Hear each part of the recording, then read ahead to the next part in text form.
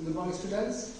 So here in this class of class 1 mathematics, we'll start a new chapter, that is circles. In the class I have already told something about the circles, that what is circle. Yes, now what are the parts of the circle? Again discuss those things once again. So this is a circle, yes. This is the center. Now we all know that the line which touches the circumference of a circle is known as chord. Yes, this is the radius.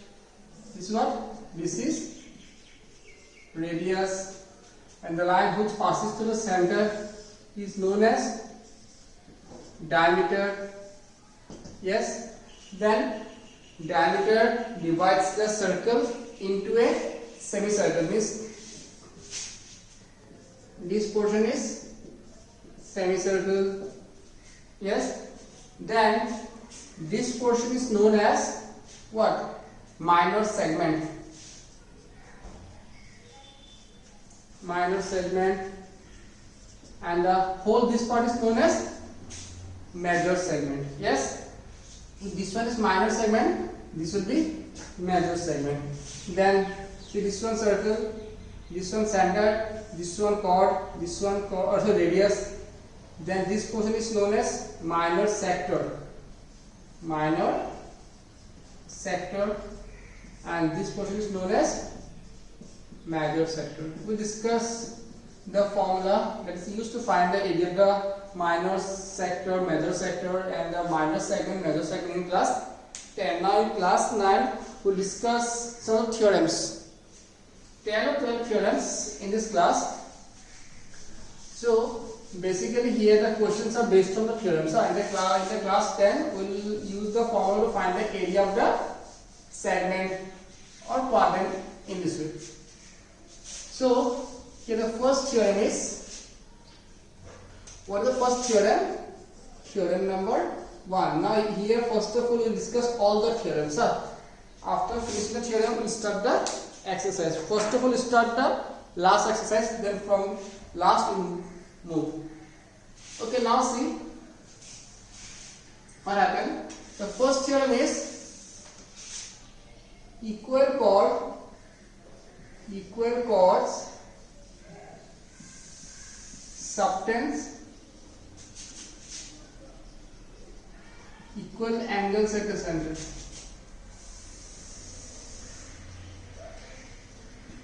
This is the first theorem.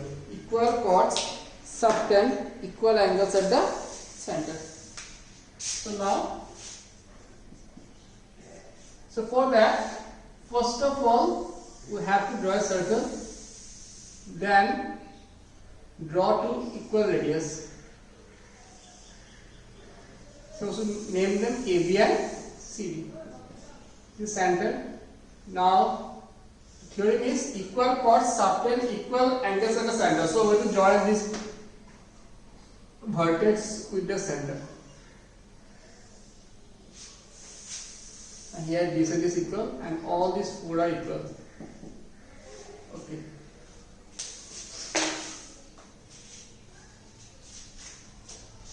Let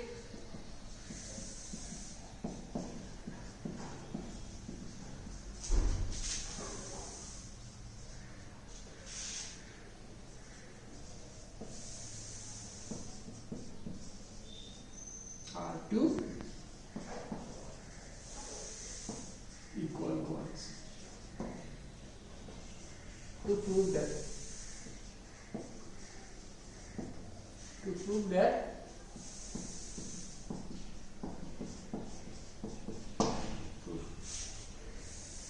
yes, now prove in triangle AOB and triangle COD, AO equal CO, BO equal BO. Both are what? Both are radius of the same circle. We know that in a circle, radius, all the radius are equal. Radius of the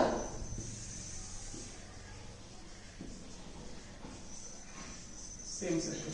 Then AB equal to CD, which is given. AB equal to CD, which is given. angle AOB equal to angle COD. Sorry, triangle. So triangle AOB triangle with angle COD by side.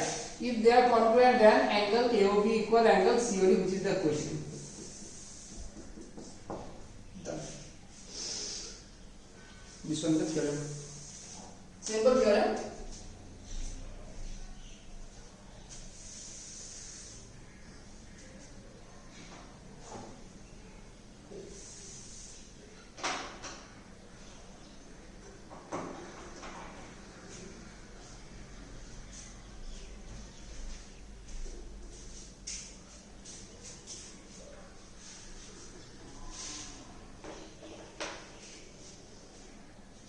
Done. Okay, now next theorem is vice versa of this one. Here the chords are equal, then they subtend equal angles at the center. Next question is, if the chords subtend equal angles at the center, then the chords are equal. Theorem number 2. Same diagram, but the condition will be different.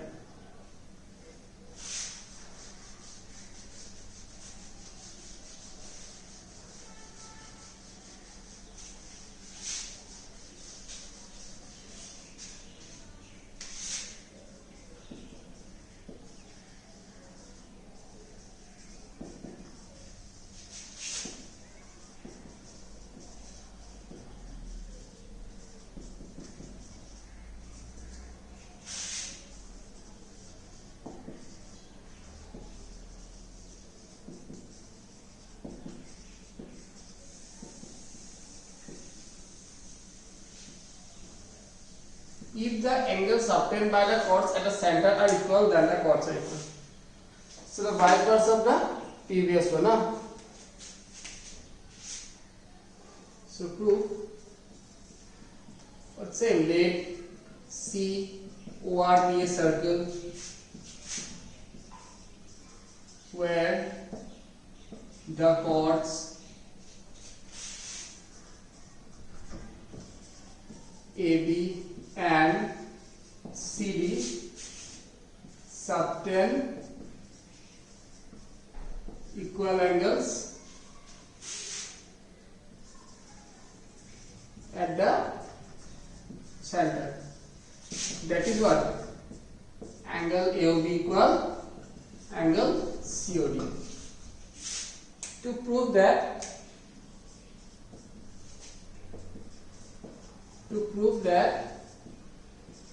AB equal CD. Done.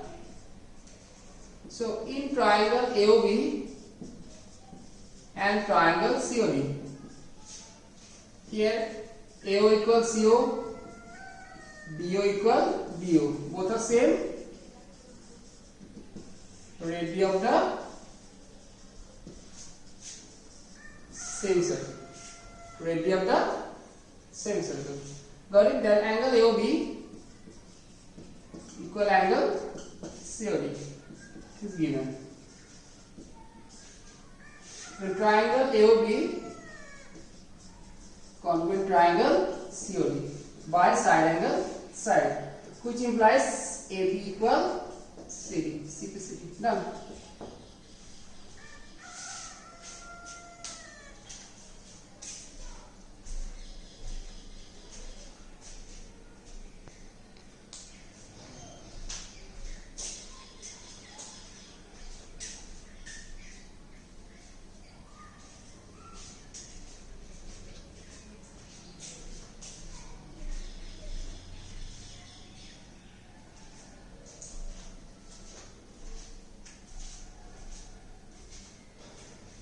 Got it?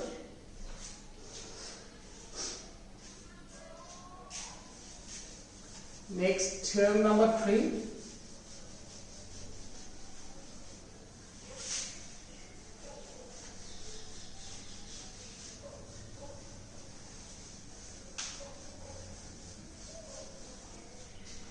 What is theorem number 3?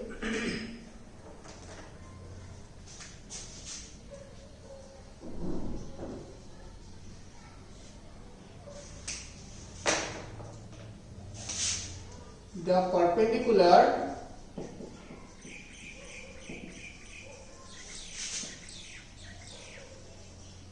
drawn from the center, drawn from the center to a chord, bisect the chord.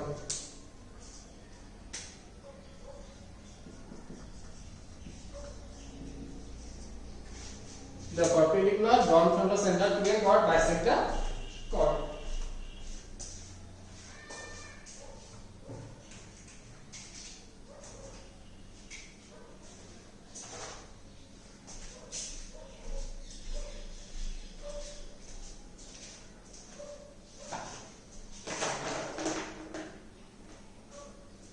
Done.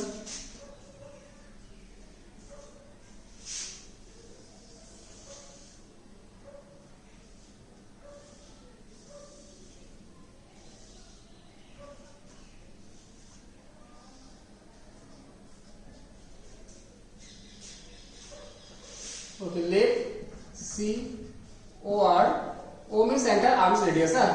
Let C OR be a circle where AB is the chord. Where AB is the chord. OP perpendicular AB. Yes, to prove that the perpendicular drawn from the center, is the perpendicular which is drawn from the center to the chord AB, bisect the chord. It means this point P bisect the chord means P divides AB into equal parts. That means we will prove that AP equal to PB.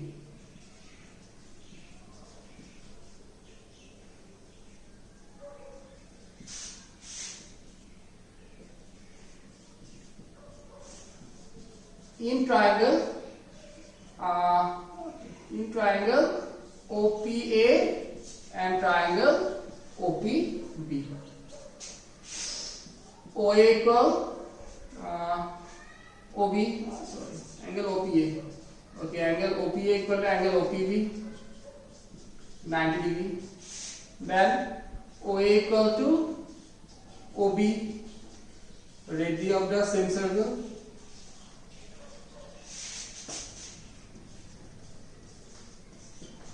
Radius of the same circle, OA equal to OB. Then OP equal to OP common.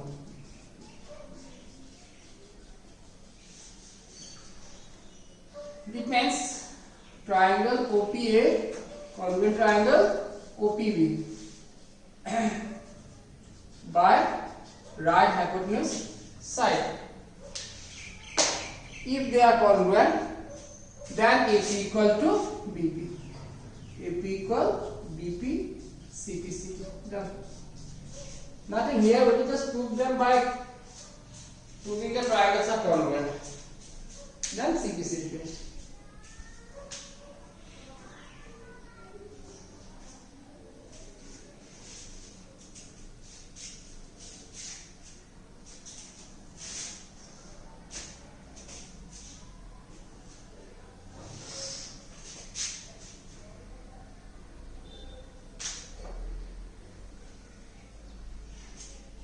Then next term,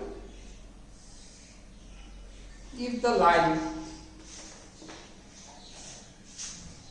next term number 4, if the line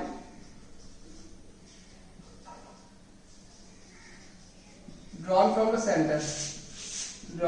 center to a chord, bisect the chord, bisect the chord, then the line is perpendicular to the chord.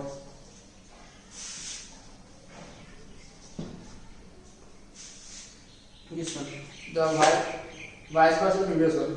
Here, this line bisect this one.